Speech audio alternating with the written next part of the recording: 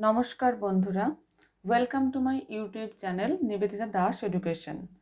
শিশু মনস্তত্ত্ব শিক্ষাবিজ্ঞানের অধ্যায় 2.3 বংশগতি ও পরিবেশের প্রভাব, influence of heredity and environment এর অধ্যায় সম্পর্কিত আলোচনার শেষে আজ আমরা দ্বিতীয় অংশ বা পার্ট 2তে এই অধ্যায় সম্পর্কিত এমসিকিউ বা নৈবর্তিক প্রশ্নগুলো সম্পর্কে আলোচনা করব। তাহলে চলো শুরু করি। কোয়েশ্চেন নাম্বার 1, বংশগতি কি? দেখো অপশন কি কি দেওয়া আছে। পূর্বপুরুষদের কাছ থেকে পাওয়া শারীরিক বৈশিষ্ট্য। শুধুই কি শারীরিক বৈশিষ্ট্য? ব্যক্তির সহজাত বৈশিষ্ট্য, ব্যক্তিত্ব, এগুলোর মধ্যে কিন্তু পূর্বপুরুষদের কাছ থেকে পাওয়া কথাটা নেই। এবার ডি অপশন দেখো, পূর্বপুরুষদের কাছ থেকে পাওয়া শারীরিক ও মানসিক বৈশিষ্ট্য, একেই বলা হয় বংশগতি। তাহলে এখানে আমরা দেখতে পাচ্ছি অপশন ডি হলো কারেক্ট। কোশ্চেন নাম্বার 3 বলছে প্রাণীর প্রতিটি কোষ 46টি ক্রোমোজোম দিয়ে তৈরি, যার অপশনগুলো দেখো 23টি আসে পিতার কাছ থেকে এবং 23টি আসে মাতার কাছ থেকে। বি অপশন বলছে শিশুটি যদি পুত্র হয় সেক্ষেত্রে 30টি আসে পিতার কাছ থেকে এবং 16টি আসে মাতার কাছ থেকে। সি অপশন বলছে শিশুটি যদি কন্যা হয় সেক্ষেত্রে 30টি আসে মাতার কাছ থেকে এবং 16টি আসে পিতার কাছ থেকে।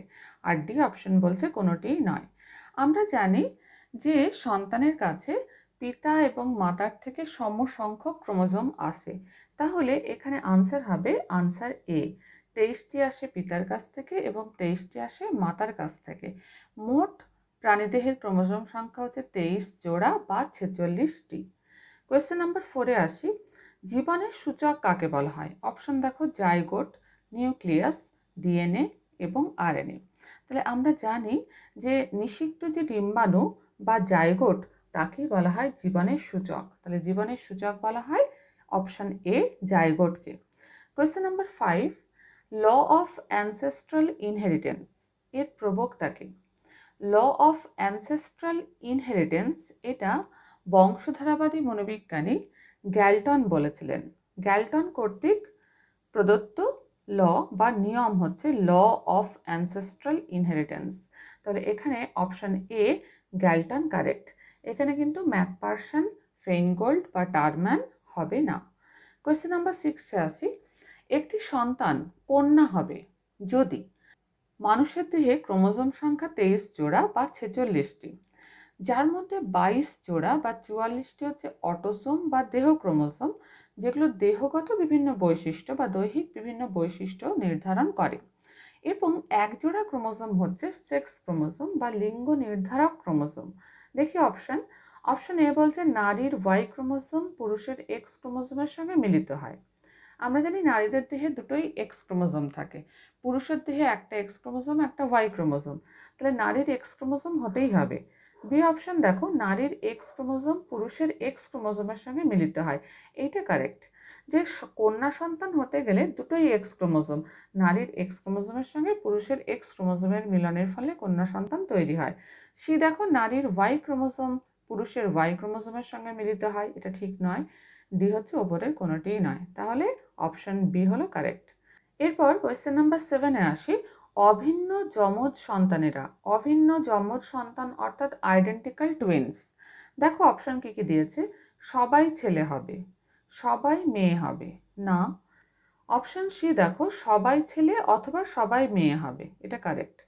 ছেলে এবং মেয়ে উভয়ই হতে পারে না, এটা হচ্ছে ফ্র্যাটার্নাল টুইনস বা সাধারণ যমজদের ক্ষেত্রে এই ঘটনাটা ঘটতে পারে। তাহলে অভিন্ন যমজ সন্তানেরা সবসময় হয় সবাই ছেলে হবে অথবা সবাই মেয়ে হবে।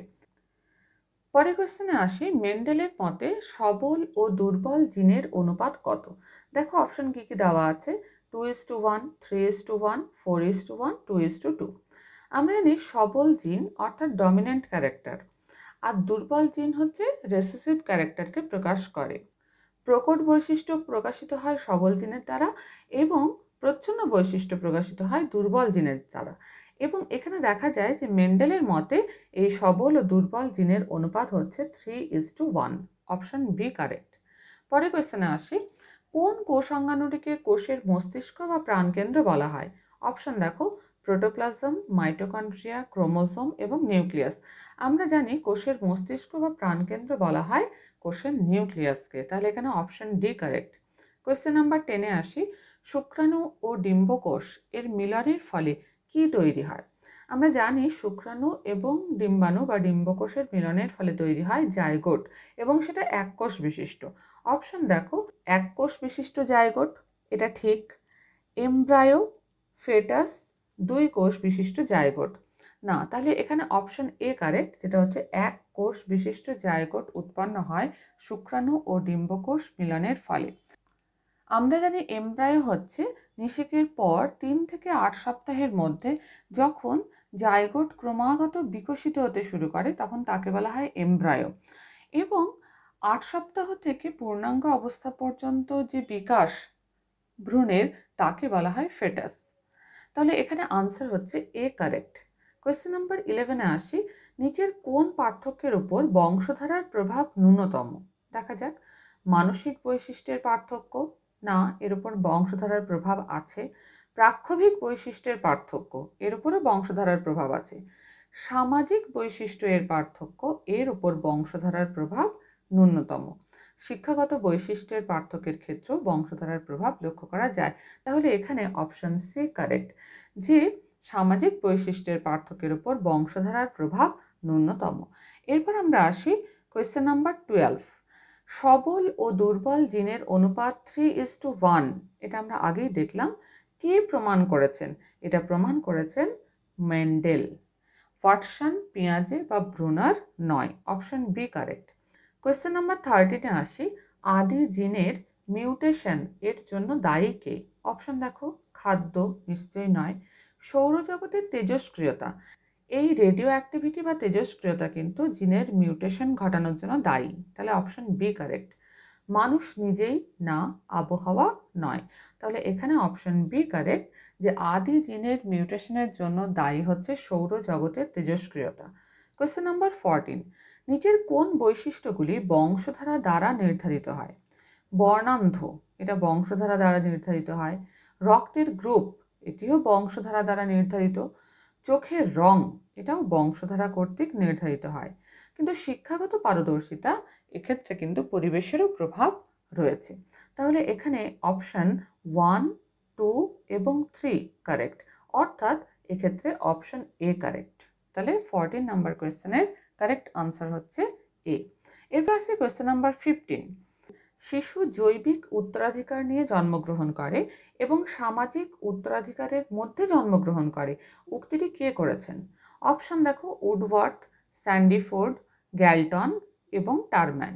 তাহলে এখানে উক্তিটি করেছেন মনোবিদ স্যান্ডিফোর্ড। তাহলে 15-এর বি অপশন কারেক্ট। শিশু জৈবিক উত্তরাধিকার নিয়ে জন্মগ্রহণ করে এবং সামাজিক উত্তরাধিকারের মধ্যে জন্মগ্রহণ করে, উক্তিটি করেছেন স্যান্ডিফোর্ড। কোয়েশ্চেন নাম্বার 16-এ আসি। ওয়াটসন বলেছেন, আমাকে 1 ডজন সুস্থ স্বাভাবিক শিশু দাও, আমি তাদের ইচ্ছামতো যে কোনো দিকে তাদের পরিচালিত করে পরিপূর্ণতা এনে দিতে পারি। এর থেকে কি সিদ্ধান্ত করা যায়? তাহলে এক্ষেত্রে বোঝা যাচ্ছে ওয়াটসন ইচ্ছে মতো যে কোনো দিকে পরিচালিত করে শিশুদের পরিপূর্ণতা আনার কথা বলেছেন, অর্থাৎ তিনি এখানে বংশধারাকে কোনো গুরুত্ব দেননি, তাই তো? দেখো, অপশন এ বলছে পরিবেশবাদী হলেও বংশধারাকে সম্পূর্ণ উপেক্ষা করেননি, এটা ঠিক নয়। চূড়ান্ত পরিবেশবাদী বংশধারাকে সম্পূর্ণভাবে উপেক্ষা করেছেন, এটা কারেক্ট। সে দেখো, পরিবেশ এবং বংশধারা উভয়কেই গুরুত্ব দিয়েছেন, তবে ক্ষমতার প্রতি তিনি প্রচণ্ড আস্থাশীল, না, তিনি বংশধারাকে এক্ষেত্রে গুরুত্ব দেননি। ডি হচ্ছে ওয়াটসন অতিশয়োক্তি করেছেন। তাহলে এখানে কারেক্ট হচ্ছে অপশন বি, ওয়াটসন চূড়ান্ত পরিবেশবাদী, তিনি এক্ষেত্রে বংশধারাকে সম্পূর্ণভাবে উপেক্ষা করেছেন। কোয়েশ্চেন নাম্বার 17-এ আসি। ব্যক্তির বৌদ্ধিক ক্ষমতা নির্ভর করে বংশধারার উপর, কোন মনোবিজ্ঞানী এটা উল্লেখ করেছেন? অপশন কি কি আছে দেখো, টারম্যান, ডারউইন, মেন্ডেল এবং উডওয়ার্ড ও মার্কুইস। তাহলে এক্ষেত্রে আনসার হবে টারম্যান। মনোবিদ টারম্যান বলেছেন যে ব্যক্তির বৌদ্ধিক ক্ষমতা নির্ভর করে বংশধারার ওপর। পরের কোয়েশ্চেনে আসি, কোয়েশ্চেন নাম্বার 18। ফেরেল সন্তানদের উদ্ধার করে কোন কাজটি সম্ভব হয়েছে? ফেরেল সন্তান কাদের বলা হয়? বন্য পশুর দ্বারা লালিত পালিত হয়েছে এমন মানব সন্তানকে বলা হয় ফেরেল সন্তান। আমরা অধ্যায় সম্পর্কিত আলোচনায় দেখেছিলাম যে মেদিনীপুরের একজন মিশনারি দুটো শিশুর সন্ধান পেয়েছিলেন যারা নেকড়ের দ্বারা লালিত পালিত হয়েছিল। এই শিশুরা দুহাত এবং দুপা দ্বারা হাঁটত, কাঁচা মাংস খেত এবং নেকড়ের মতো শব্দ করত। এদের জঙ্গল থেকে যখন হাসপাতালে স্থানান্তরিত করা হয়েছিল তখন একটা শিশু মারা গিয়েছিল এবং অপরটিকে অনেক চেষ্টা করেও কিন্তু খুব সহজ জিনিসও শেখানো যায়নি। তাহলে এখানে অপশন দেখো, কথা বলা এটা করানো সম্ভব হয়নি, মানবীয় আচরণও শেখানো যায়নি, ভাষাও শেখানো যায়নি তাদের। তাহলে এখানে অপশন ডি কারেক্ট, কোনোটি নয়। পরের কোয়েশ্চেনে আসি, কোয়েশ্চেন নাম্বার 19। ফেরেল সন্তানদের নিয়ে গবেষণায় কি প্রমাণিত হয়েছে? অপশন দেখো, এ হচ্ছে বংশগতির প্রাধান্য, পরিবেশ ও বংশধারার প্রাধান্য, অতীত অভিজ্ঞতার প্রাধান্য আর পরিবেশের গুরুত্ব। খেয়াল করো যে তারা মানব সন্তান ছিল কিন্তু মানবীয় আচরণ তাদের শেখানো যায়নি। তাহলে এক্ষেত্রে কিন্তু পরিবেশের গুরুত্বকে স্বীকার করে নেওয়া হয়েছে। ফেরেল সন্তানদের নিয়ে গবেষণায় প্রমাণিত হয়েছে পরিবেশের গুরুত্ব। কোয়েশ্চেন নাম্বার 20-তে আসি, শিক্ষক কোন কাজটি করতে পারেন না? দেখা যাক, পরিবেশের সৃষ্টি, এটা তো শিক্ষক করতে পারেন। সৌহার্দ্যমূলক সম্পর্কের বিকাশ, এটাও শিক্ষক করতে পারেন।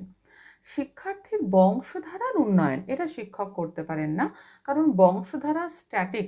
কোনো একজন সন্তান কিছু নির্দিষ্ট বৈশিষ্ট্য বাবা মার কাছ থেকে একবারই পায়, বারবার তাকে কিন্তু চেঞ্জ করা যায় না, কিন্তু পরিবেশকে চেঞ্জ করা যায়, তাই তো? তাহলে শিক্ষক করতে পারেন না যেটা, সেটা হচ্ছে শিক্ষার্থীর বংশধারার উন্নয়ন কিন্তু শিক্ষক করতে পারেন না। আর হচ্ছে সহ পাঠ্যক্রমিক কার্যাবলীর ব্যবস্থা, এটা শিক্ষক করতে পারেন। তাহলে আনসার হচ্ছে সি। কোয়েশ্চেন নাম্বার 21, বংশগতিকে কাজে লাগাতে শিক্ষক কি করতে পারেন? অপশন দেখি, একই রকম ব্যবস্থা। একই রকম ব্যবস্থা হলে বংশগতিকে তিনি কোথায় কাজে লাগাচ্ছেন? অনিয়ন্ত্রিত পরিবেশ সৃষ্টি, এটাও না। সক্ষমতা অনুযায়ী ব্যবস্থা, নিশ্চয়ই। বংশগতিকে কাজে লাগাতে গেলে শিক্ষক শিক্ষার্থীর নিজস্ব সক্ষমতা অনুযায়ী ব্যবস্থা করতে পারেন। তাহলে অপশন সি কারেক্ট। বংশগতি বদলানোর ব্যবস্থা, এটা তো শিক্ষকের পক্ষে করা সম্ভব নয়, তাহলে অপশন সি কারেক্ট।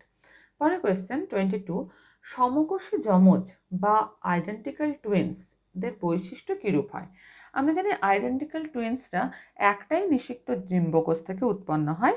সেই ডিম্বকোষটা দুভাগে ভাগ হয়, দুটো কোষে পরিণত হয়, তারপর কোষ বিভাজনের মাধ্যমে দুটো পূর্ণ শিশুতে রূপান্তরিত হয়। তাহলে দেখি অপশন, একেবারে ভিন্ন, না।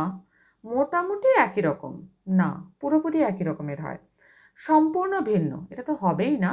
তাহলে ডি অপশন কারেক্ট হবে, যেটা হচ্ছে একই রকম। সমকোষী যমজদের বৈশিষ্ট্য হয় তারা একেবারে একই রকমের হয়। Question number 23, বংশধারা। অপশন দেখো, শিশুর লিঙ্গ নির্ধারণ করে, সঠিক। শিশুর অধিকাংশ দৈহিক বৈশিষ্ট্য নির্ধারণ করে, এটাও ঠিক। সমকোষী যমজ সন্তানের জন্য বংশধারাই দায়ী, এটাও ঠিক। তাহলে আনসার হচ্ছে কি ডি, উপরের সবগুলি।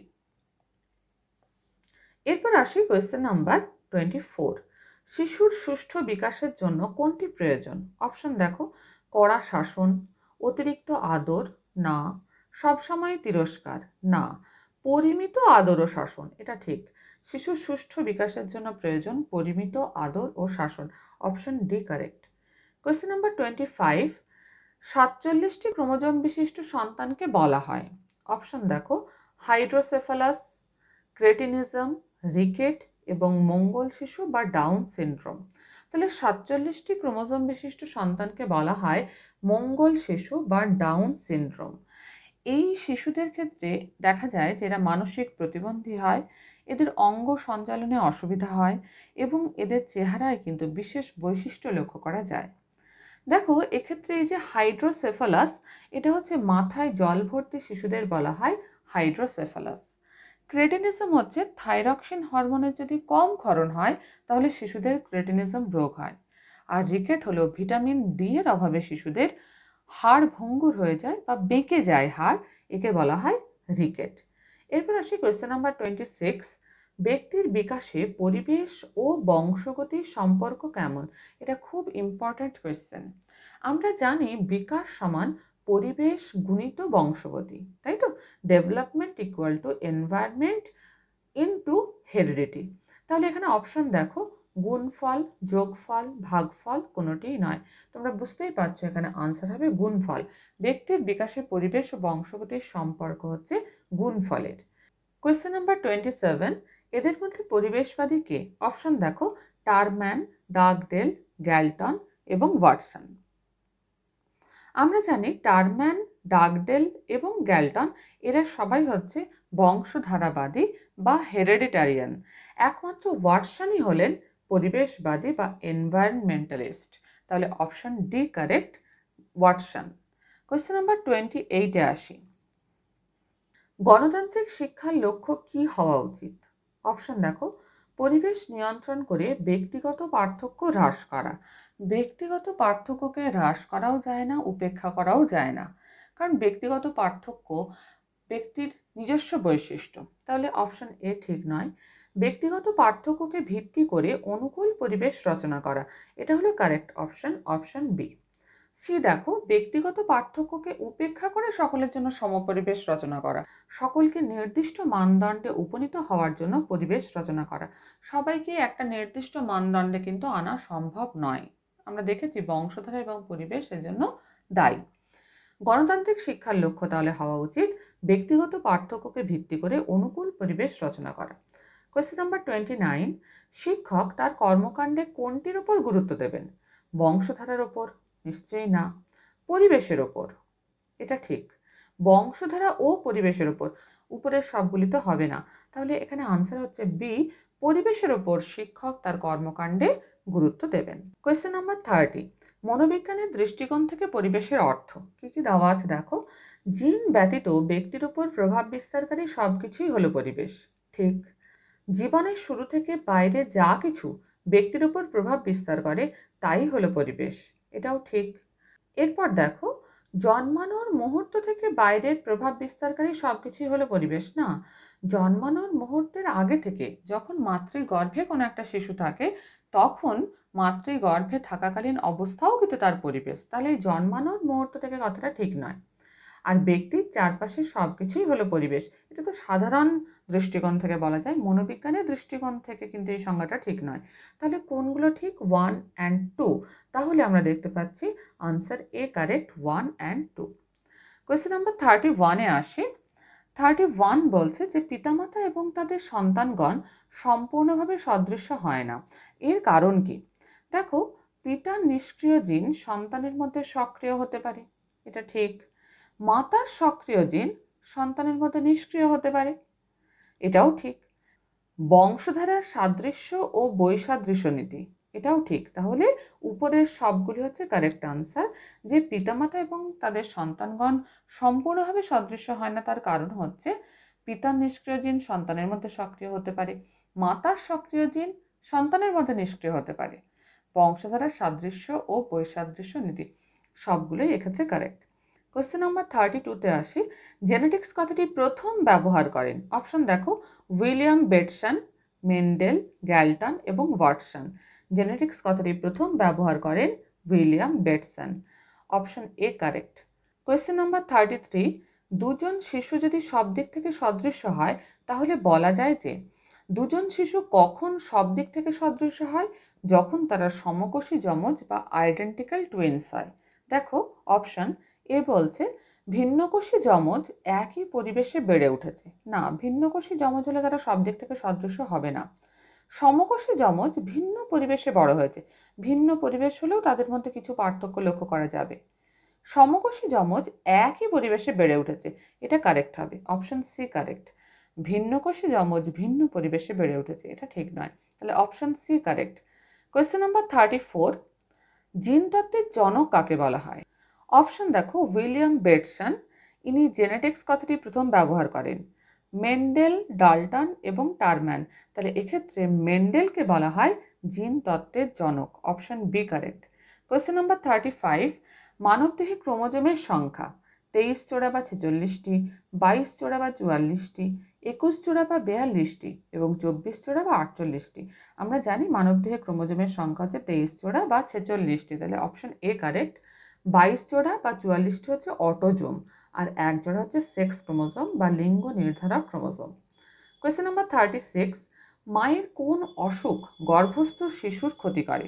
অপশন দেখো কি কি দেওয়া আছে। জার্মান হাম, জ্বর, সর্দি কাশি, হার্টের অসুখ। এর মধ্যে আনসার হচ্ছে জার্মান হাম। এটা গর্ভস্থ শিশুর ক্ষতি করে। এছাড়াও আরও কয়েকটা অসুখ যেগুলো গর্ভস্থ শিশুর ক্ষতি করে সেগুলো হচ্ছে ডায়াবেটিস, টিবি, সিফিলিস, গনোরিয়া এবং টিটেনাস। কোয়েশ্চেন নাম্বার 37-এ আসি। মায়ের বয়স বৃদ্ধির সাথে গর্ভস্থ শিশুর কোন অসুবিধাটি সম্পর্কিত? দেখো অপশন, প্রত্যাহারজনিত লক্ষণ, না। হৃৎপিণ্ডের ক্রিয়া বৃদ্ধি, না। মায়ের মৃত্যু, এটাও না। ক্ষীণ বুদ্ধিসম্পন্ন মঙ্গল শিশু, এটা কিন্তু মায়ের বয়স বৃদ্ধির সাথে গর্ভস্থ শিশুর অসুবিধাজনিত সম্পর্ক। কারণ এই যে ক্ষীণ বুদ্ধিসম্পন্ন মঙ্গল শিশু, এদের ক্রোমোজোম সংখ্যা হয় 47টি। সাধারণত মানুষের ক্রোমোজোম সংখ্যা হয় 46টি, 46টি, কিন্তু এদের হয় 47 বা 47টি। এর ফলে এদের মধ্যে কিছু অসুবিধা দেখা যায়, কারণ এটা মানসিকভাবে প্রতিবন্ধী হয়, এদের অঙ্গ সঞ্চালনে অসুবিধা হয়, এদের চেহারায় বিশেষ বৈশিষ্ট্য থাকে এবং এটা বয়স বৃদ্ধির সঙ্গে সম্পর্কিত। তাহলে আনসার হলো কি ক্ষীণ বুদ্ধিসম্পন্ন মঙ্গল শিশু। পরের কোয়েশ্চেন আসি, কোয়েশ্চেন নাম্বার 38। কোন তথ্যটি সঠিক নয়? দেখো দীর্ঘদিন রঞ্জনরশ্মি ব্যবহারে গর্ভস্থ ভ্রূণের ক্ষতি হতে পারে, এটা ঠিক। গর্ভবতী মায়ের নিকট অন্যের ধূমপান করা অনুচিত, এটাও ঠিক। ডাক্তারের পরামর্শ ছাড়া গর্ভবতী মা ঔষধ খেতে পারেন না, এটা কিন্তু ঠিক নয়। এটা সবসময় গর্ভবতী মায়ের ঔষধ খাওয়ার নিয়ম হচ্ছে ডাক্তারের পরামর্শ নিয়ে। আর ডি দেখো, মা দুশ্চিন্তায় থাকলে ভ্রূণের হৃদস্পন্দন বেড়ে যায়, এটাও ঠিক। তাহলে কোয়েশ্চেনে জিজ্ঞেস করেছিল যে কোনটা সঠিক নয়, তাহলে অপশন সি সঠিক নয়। পরে কোয়েশ্চেনে আসি 39। মায়ের RH রক্ত উপাদান কোন অবস্থায় শিশুর ক্ষতি করে? দেখো মা ও বাবা উভয়ই নেগেটিভ, মা নেগেটিভ ও বাবা পজিটিভ, না। এখানে ভ্রূণের সঙ্গে সম্পর্কিত, তাই তো, গর্ভস্থ শিশুর সঙ্গে সম্পর্কিত। তাহলে এক্ষেত্রে দেখো মা নেগেটিভ, ভ্রূণ পজিটিভ, এটা কারেক্ট। একজন নেগেটিভ আর একজন যদি পজিটিভ হয় তাহলে কিন্তু সেক্ষেত্রে অসুবিধা হয়, কারণ এমবেলিক্যাল কর্ড বা নাভি রজ্জুর সাহায্যে মায়ের রক্ত শিশুর দেহে এবং শিশুর রক্ত মায়ের দেহে আসে, এবং একটা নেগেটিভ একটা পজিটিভ হলে সেক্ষেত্রে শিশুর ক্ষতি হয়। মা ও ভ্রূণ উভয়ই পজিটিভ হলে কিন্তু কোনো অসুবিধা নেই। কোয়েশ্চেন নাম্বার 40-তে আসি। মানবদেহে অটোজোমের সংখ্যা কত? আমরা জানি যে মোট ক্রোমোজোম হচ্ছে 23 জোড়া বা 46টি, এর মধ্যে অটোজোম হচ্ছে 22 জোড়া বা 44টি, তাহলে অপশন বি এক্ষেত্রে কারেক্ট। পরের কোয়েশ্চেন, শিক্ষাক্ষেত্রে ব্যক্তিগত পার্থক্যের তাৎপর্য হলো। দেখো অপশনগুলো, শিক্ষার্থীদের ক্ষমতা অনুযায়ী শ্রেণীকরণ করা, নিশ্চয়ই ব্যক্তিগত পার্থক্যকে মাথায় রেখে শ্রেণীকরণ করা দরকার। ব্যক্তি ভিত্তিক পাঠদান পদ্ধতি ব্যবহার করা, এটাও ঠিক। ব্যক্তির ক্ষমতা অনুযায়ী হোমওয়ার্ক নির্দিষ্ট করা, এটাও ঠিক। তাহলে অপশন ডি কারেক্ট উপরের সবগুলি। কোয়েশ্চেন নাম্বার 42-তে আসি। ব্যক্তিগত পার্থক্য কেন্দ্রিক শিক্ষণ পদ্ধতিগুলো হলো, অপশন দেখো, প্রজেক্ট পদ্ধতি, নিশ্চয়ই। ডাল্টন পদ্ধতি, এটাও ব্যক্তিগত পার্থক্য কেন্দ্রিক শিক্ষণ পদ্ধতি। প্রোগ্রাম ইনস্ট্রাকশন পদ্ধতি, এটাও ঠিক। তাহলে এক্ষেত্রেও আনসার ডি উপরের সবগুলি। Question number 43। শিক্ষকের কর্তব্য হলো, দেখো অপশন, বংশধারা সূত্রে প্রাপ্ত বৈশিষ্ট্যগুলো সম্পর্কে শিক্ষার্থীদের সচেতন করা, নিশ্চয়ই এটা শিক্ষকের কর্তব্য। শিক্ষার্থীরা যাতে নিজেদের ক্ষমতা ও দুর্বলতা সম্পর্কে সচেতন হয় সে ব্যাপারে সাহায্য করা, এটাও শিক্ষকের কর্তব্য। অনুকূল পরিবেশ গড়ে তুলতে সাহায্য করা, এটাও শিক্ষকের কর্তব্য। তাহলে এক্ষেত্রেও আনসার হচ্ছে ডি উপরের সবগুলি। Question number 44। সব ধরনের শিক্ষামূলক প্রচেষ্টার মধ্যে আছে, দেখো অপশন, বংশধারা, পরিবেশ। বংশধারা এবং পরিবেশের মধ্যে মিথস্ক্রিয়া, এটা হচ্ছে কারেক্ট, কারণ সব ধরনের শিক্ষামূলক প্রচেষ্টার মধ্যে আছে বংশধারা এবং পরিবেশের মধ্যে মিথস্ক্রিয়া, উপরের সবকটি হবে না, option C correct. Question number 45, এটাই আমাদের শেষ কোয়েশ্চেন আজকে। দেখো নিচের কোনটি সঠিক নয়, খেয়াল করবে এখানে কোয়েশ্চেনে দিয়েছে সঠিক নয়। বংশধারা এবং পরিবেশ সম্পর্কে জ্ঞান শিক্ষককে নিম্নোক্তভাবে সাহায্য করে। শিক্ষার্থীর শ্রেণীকরণে, ঠিক। শিক্ষণ পদ্ধতি নির্বাচনে, এটাও ঠিক। শ্রেণী ব্যবস্থাপনায়, বংশধারা এবং পরিবেশ সম্পর্কে জ্ঞান কিন্তু শ্রেণী ব্যবস্থাপনায় কোনো কাজে লাগে না, তাহলে এটা হচ্ছে কারেক্ট অপশন সি।